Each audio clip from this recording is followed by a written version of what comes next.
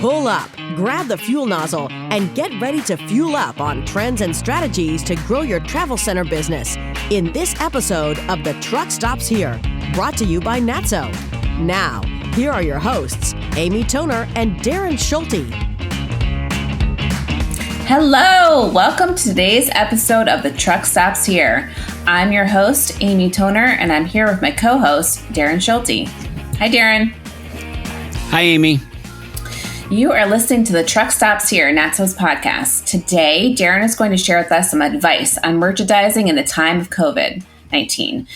Darren joined Natso with nearly 3 decades of experience in truck stops and travel centers. He's worked for Love's, Hess, Petro Shopping Centers, more, and he's visited hundreds, or maybe we should say thousands of truck stops. All right, Darren. Today, I wanted to talk about safety and store layout. I've been reading a lot about how to improve flow in your store. I know some places are going to the one-way aisles. I was wondering if you had some advice in that area. Yeah, I actually do. So I would say before you decide to, let's say, follow a grocery store that's significantly larger than your location that's using the one-way aisle technique, I'd first say, take a strong look at your current location, and do you have the ability to create one-way aisles that make sense for your customers, right? Right, wrong, or indifferent, speed is still critically important for us, even though all of us have had to kind of understand and get more patience that things are going to take a little bit longer, like as an example, going through a drive-through. However, when someone comes through your store and their only intention is to grab a pack of cigarettes and you're forcing them to wind throughout your location, that may or may not be the best experience for that particular customer. So I would say before you do something like that, before you just do a knee-jerk reaction, look at your store and can you position your aisles differently? Can you position displays? Can you do some things to make your store more open and more, what I would say, social distancing friendly without having to force the aisles? And again, it may make sense for you to force people to go one direction in your store for safety or your desire to get everyone to look at every aspect of your store. I just think, before you do that, you should think about that. I know you always recommend wide aisles anyways, so it's probably a good idea just to look at it in general. Yeah. So, in today's environment, we're all identifying merchandise that used to sell in our stores and that no longer is selling, and vice versa. There are products that we didn't really used to sell a lot of, or maybe we didn't even carry, that we are now selling. So I think this also gives you an opportunity to, again, rethink your store layout. Can you do super wide aisles? Maybe this a crazy example. Maybe your store just sells cigarettes, beer, and soda, just as an example, and that's it during COVID-19 and the current situation. Your snack sales, your candy, let's just pretend all of that just dropped off the face of the earth. Well, why have those aisles in there? Why have that, that extra, space, not space, but that extra equipment, gondolas in your store when maybe you don't need it? So again, I'd circle back to before you make any decision, just to, this is what I'm going to do. Again, think through your product mix, think through your customers, see if it really, truly makes sense.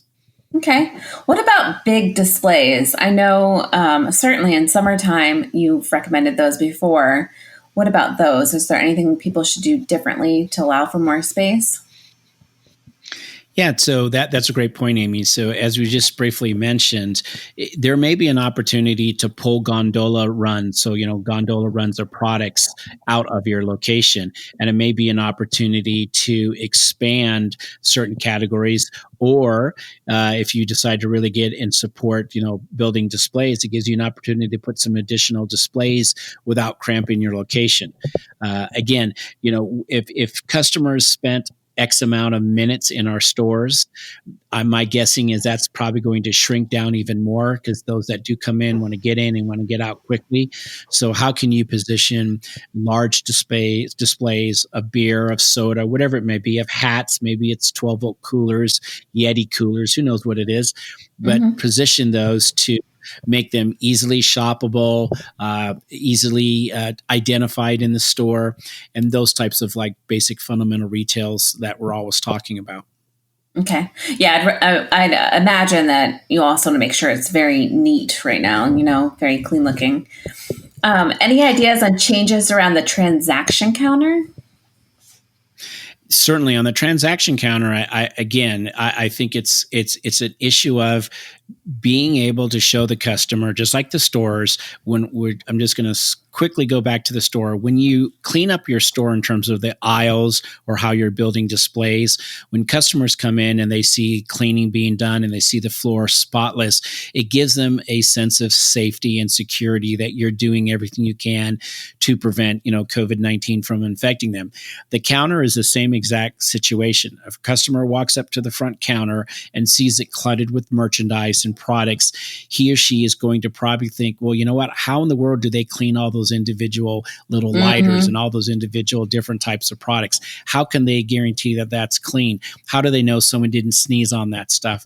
So I've always, as you know, been a proponent of having very neat and clean and usable counters. People want to put their merchandise up there. They want to give you money. And when you put so much crap on your counters, where do they even put the stuff they want to pay for? I think during COVID-19, that even is more important. And if you think of the cashier counter, the transaction counter, that's really the last touch point in many ways of a customer who's come inside your store. It's your last opportunity to make an impression.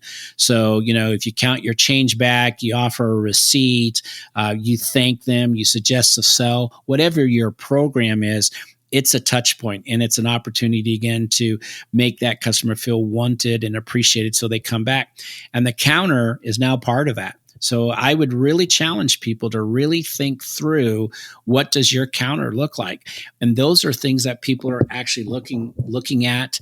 It's impacting folks. And if you don't think it is, think of yourself, how you go shopping now. What do you touch? How do you, walk around a grocery store, or how do you go and fuel? How do you go into a convenience store? Your customers are doing the exact same thing that you're doing. Okay. And then what about staffing? I know we've heard of, staff that are doing the beverages or the grab and go area. What staffing changes would you recommend that people make right now that might stick? Well, certainly. Yeah, certainly. So a lot of our members are reporting they're having staffing issues, and a lot of our members are reporting they're not having any staffing issues. So it's kind of like you have a problem or you don't have a problem. Regardless if you do or you don't, I do think you have to start rethinking your staffing. And I do think these are things that are going to stick. So for example, if you're a store that's having staffing issues, I think it's going to really force you to think about inventory, the types of inventory you have. How long does it take to stock the aisles? How long does it take to stock the cooler? Maybe you were an organization that where it was your staff that was constantly stocking the product mix. Maybe you have to talk to your grocery supplier or your Truckstop supplier or your soda vendors, and maybe there has to be some sort of conversation with them that maybe they're more involved with stocking the coolers and stocking products. Maybe you were a travel center that didn't bring a lot of what we call direct store delivery, where they would come in like the Frito-Lay vendor. You've kind of moved away from that. Well, maybe COVID-19 is the time to rethink that. And I know for the folks that listen to us a lot, especially when it comes to like Frito-Lay and vendors where we're saying, there's an additional cost to those types of stuff. Well, maybe in today's environment, you have to rethink that, because what is the cost of not having full shelves? What is the cost to having, if you're short on staff, your staff constantly on the aisles when you can't hire folks, right? What's the negative customer experience for empty shelves, or the cashier having to run back to the front counter because you only have one person or two people on staff? So I do think it's time to rethink those types of things. And I think it's critical to work with your vendors and have those types of discussions. Maybe you talk with a vendor, maybe you pay a little bit more money, but that vendor comes in more frequently and is part of your merchandising program and your labor program. They're helping you, do things. There's a lot of folks that, we have maintenance folks that are cleaning the pumps and so forth. Maybe there's an opportunity to, do that differently. So those are some of my thoughts. I know you're getting a lot of calls from members who are sort of reevaluating their merchandise and their inventory, or even electronic displays, right? Electronic prices. Shelf tags. Yeah, price tags. So we had talked about that quite often in the past where, we'd gone over to Europe and we've seen electronic retail pricing tags taking off. And we definitely have members that are implementing them currently and or are in the process of testing them. And again, that's an issue of you can do so much. You can reduce your labor, obviously, but you can also control your inventory better. You can do markups, markdowns. You can change the prices accordingly during the day as you see fit to match your customer responses. So those types of things are definitely taking place. I think members are looking at technology, whether they be app-based ordering, whether it would be, automated curbside pickups or the ability to order at the store, at the fuel pumps. Or at least our members are talking about that stuff, looking at that stuff. We've even had members, start thinking about having robots, those that have larger locations that will patrol their aisles and clean. So, and again, that's not something many of our members were talking about even a few short months ago prior to COVID-19, but they're saying, if I'm short on labor, how can I use technology to supplement the labor in order to help my customers have a good experience? We're all struggling to get people to come into the store. Members are mentioning that they already had very tough conversion rates. It was tough enough to get someone from the car customer to come inside and buy something. They don't all come and use a restroom, but a lot of them do. But to convert that into a buying customer, same thing for the professional driver. A lot of them come into the store, pay for their fuel, but they do not buy anything. That was already a struggle for us. And members are reporting it's become even more of a struggle to keep those customers inside the stores.